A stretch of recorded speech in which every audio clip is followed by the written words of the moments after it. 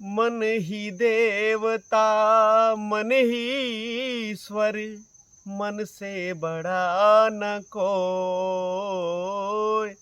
मन ही देवता मन ही ईश्वर, मन से बड़ा न कोई।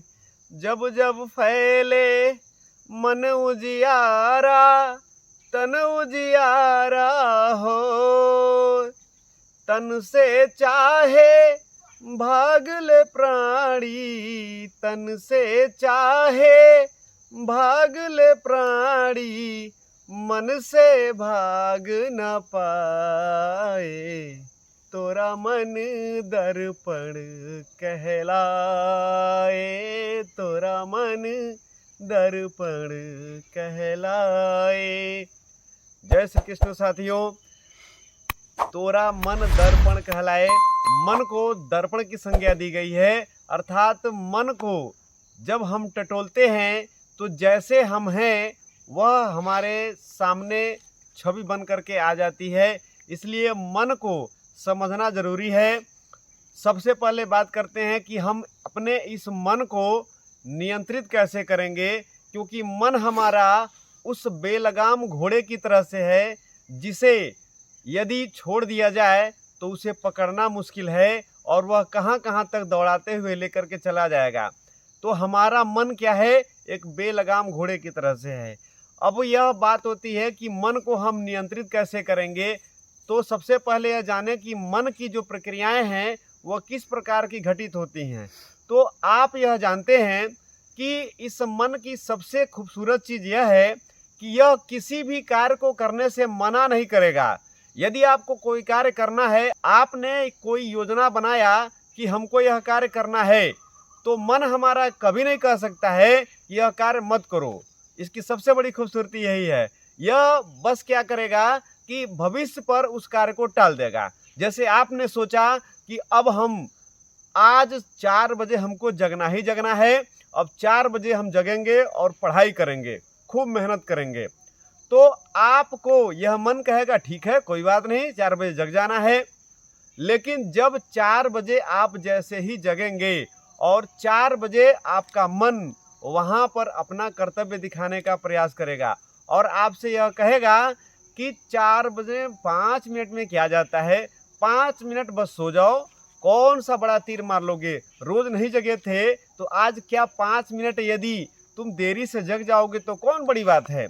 अब यहाँ पर हमारे ऊपर हमारा मन हावी होने का प्रयास कर रहा है।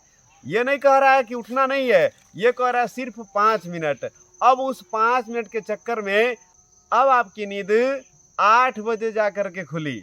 अब 8 बजे आपने ये सोचा कि 4 बजे तो मैं जगने वाला था, 5 मिनट हमारा मन कहा कि आराम कर लो, और यहाँ पर कितना बज गया, 8 बज गया।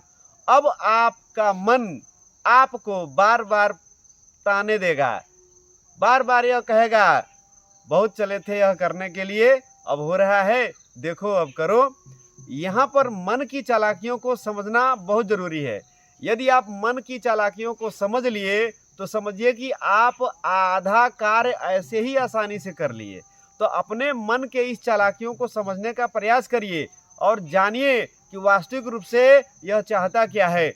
आपको बस छोटा सा यह काम करना है, वहां पर आपको सजग हो जाना है। और जैसे ही यह कहे कि 5 मिनट और सो जाओ तो आप उस मन को बेवकूफ़ बनाने का कार्य करिए और ये कहिए ठीक है सोएंगे, बस थोड़ा सा 1 घंटे तक पढ़ लिया जाए, उसके बाद से फिर 5 मिनट के लिए सो जाया जाएगा। जब आप बिस्तर छोड़ करके और उसके बाद से पढ़ाई लिखाई पर अपना ध्यान या जो भी कार्य करना चाह रहे हैं उस पर यदि कार्य करना शुरू कर दिए, उसके बाद से वह मन क्या भाव करेगा, किस तरह से करेगा, आपके ऊपर वह हावी नहीं हो सकता है। अर्थात आप अपने मन के ऊपर हावी हो गए। इसे स्पष्ट करने के लिए हम आपको एक छोटी सी कहानी बताते हैं। एक बार एक बगदाद का खलीफा प्रकांड विद्वान के पास गया और कहा कि आप कुछ नहीं करते हैं और हमेशा आनंदमय रहते हैं, चेहरे पर आपके हमेशा मुस्कुराहट लगी रहती है, इसका राज क्या है? जबकि मैं सब तरह से साधन संपन्न हूँ, फिर भी मुझे वह आनंद नहीं मिलता है, इसके लिए ज़रा हमको उपाय बताइए। तो वह कहे कि ठीक है तुम्हें हम उपाय बता देंगे। लेकिन जैसा मैं कहूँगा वैसे करना है, और बीच में भाई आपको क्रॉस क्वेश्चन नहीं करना है, अर्थात बीच में आपको टोकना नहीं है।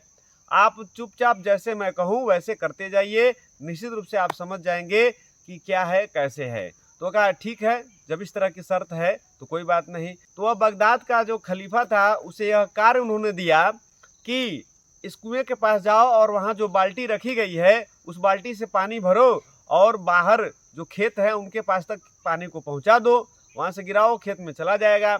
तो वह कहा कि ठीक है। लेकिन जब वह व्यक्ति बाल्टी को देखता है तो पाता है कि बाल्टी में पेंदी ही नहीं है, बिना पेंदी की वह बाल्टी है। लेकिन फिर यह सोचता है कि अभी मैं इनसे कोई प्रश्न करूंगा तो यह बीच में कहे हैं कि भाई प्रश्न नहीं करना है, तो मैं कर कैसे सकता हूँ। बार बार वह व्यक्ति प्रयास किया लेकिन कुछ भी पानी निकाल नहीं पाया। हार थक करके वह जाकर के उस विद्वान से पूछता है कि महाराज मुझसे नहीं हो पाएगा, ये बताइए बिना पेंदे की जो बाल्टी है उससे भला हम कैसे पानी इकट्ठा कर सकते हैं। तो वह कहे कि देखो खलीफा, बिल्कुल यही बात है, हमारा यह जो मन है वह बिना पेंदे के बाल्टी की तरह से है। बिना पेंदे की बाल्टी की तरह से का तात्पर्य है कि इसका जो भी लगाम है वह हमारे हाथ में है। हम चाहें तो इसमें जिस तरह से पेंदी लगाना चाहे वैसे लगा करके अपना कार्य कर सकते हैं, लेकिन यदि हम पेंदी नहीं लगाएंगे तो इससे कोई भी कार्य हम करा नहीं सकते हैं। इसलिए सबसे पहले अपने मन को नियंत्रित करने का प्रयास करो। मन को नियंत्रित करने के लिए हमको क्या करना पड़ेगा, कार्य कोई अतिरिक्त नहीं करना है, बस जो हम कार्य कर रहे हैं उस पर हमारा एक विशेष नियंत्रण होना चाहिए। अर्थात मन को नियंत्रण की रस्सी में बांध लीजिए और उस रस्सी से खींचने का प्रयास करिए। जब नियंत्रण की रस्सी से मन को खींचने का प्रयास करेंगे तो शुरुआत में तो कार्य असंभव सा लगेगा, लेकिन वास्तविक रूप से यह कार्य असंभव नहीं है। अर्थात मन को नियंत्रित अवश्य किया जा सकता है। एक बार यदि उस नियंत्रण रूपी रस्सी से हम अपने मन को खींच लिए तो जिस तरह से एक घोड़े के लगाम को हम पकड़े रहते हैं और जिधर चाहें उधर घोड़े को लेकर के जा सकते हैं, उसी प्रकार हम अपने मन को भी जहां चाहें जिधर चाहें लेकर के जाना चाहें लेके जा सकते हैं। मन को नियंत्रित करने के लिए सबसे पहले यह जरूरी है कि आप उसे ध्यान साधना के द्वारा नियंत्रित करने का प्रयास करें। अर्थात आपको निरंतर ध्यान लगाना पड़ेगा। जब आप ध्यान लगाएंगे तो बहुत सारी समस्याओं का हल आप ढूंढ सकते हैं। इसे समझने के लिए जैसे मान लीजिए आपने किसी व्यक्ति को 1000, 500 जो भी है रुपया उधार दिया है और आपने उस व्यक्ति के पास फ़ोन मिलाया और चाहा कि उससे बात करूं कि भाई हमारा पैसा या हमारा रुपया दोगे कब, तो वह व्यक्ति फ़ोन नहीं उठाया, अर्थात उधर से जवाब आपको नहीं मिल पाया। अब यहाँ पर आपके मन के ऊपर दो तरह के भाव आएंगे, दो तरह के विचार आएंगे। एक तो यह विचार आएंगे कि लग रहा है हमारा फ़ोन देखते ही उसने अपना मोबाइल किनारे रख दिया है और उठाया नहीं है। दूसरा विचार आपके मन के अंदर यह आ सकता है, हो सकता है कोई कार्य कर रहा होगा इसलिए नहीं उठाया है, बाद में देखते हैं कि वह जब कार्य संपन्न कर देगा, एक बार बात करेगा ही करेगा। तो यहाँ पर दो जो विचार आ रहे हैं, एक विचार कि वह जानबूझ करके ऐसा किया है और एक विचार कि यह हो सकता है कि भाई किसी काम में वह व्यस्त हो। यह दोनों विचार हमारे ध्यान साधना के ऊपर निर्धारित हैं। यदि हम अपने अंदर इस तरह के भाव रखेंगे, ध्यान को एकाग्र करने का प्रयास नहीं करेंगे, तो सिर्फ और सिर्फ निगेटिव अर्थात नकारात्मक विचार ही हमारे मन के अंदर आएंगे। जब तक नकारात्मक विचार हमारे मन में आते रहेंगे तब तक हम मन पर नियंत्रण तो कदापि नहीं कर सकते हैं।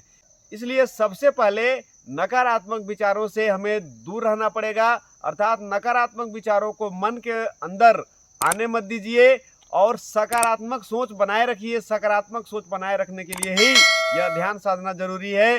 तो ध्यान करिए, सकारात्मक सोच रखिए, आपको आपका मन निश्चित है कि सही दिशा में लेकर के जाएगा और आपका कार्य बेहतर से बेहतर हो सकता है। आपने यह देखा होगा कि 31 दिसंबर को लोग बहुत सारी कस्में खाते हैं और कहते हैं कि 1 जनवरी से हम यह कार्य नहीं करेंगे क्योंकि यह हमें जीवन में पीछे धकेल रहा है। जैसे कि कोई व्यक्ति यदि सिगरेट पीता है तो वह सोचता है कि हम 1 जनवरी से सिगरेट नहीं पिएंगे, आज हम यह कसम खाते हैं, आज हम यह वादा करते हैं।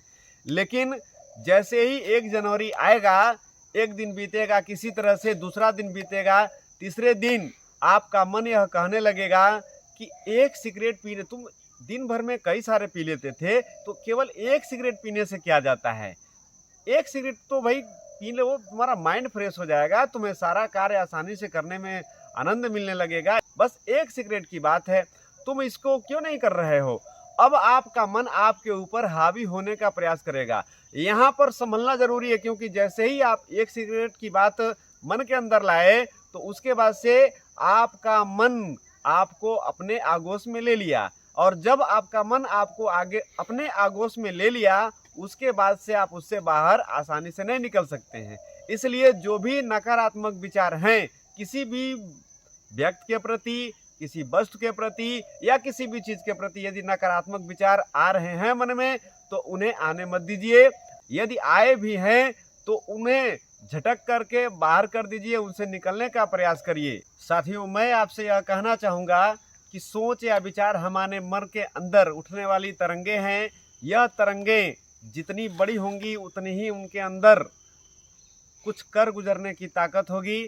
इसलिए अपने मन के अंदर जो तरंगे उठ रही हैं, खासकर सकारात्मक दिशा की, उन तरंगों को सही दिशा में ले जाने का प्रयास करिए।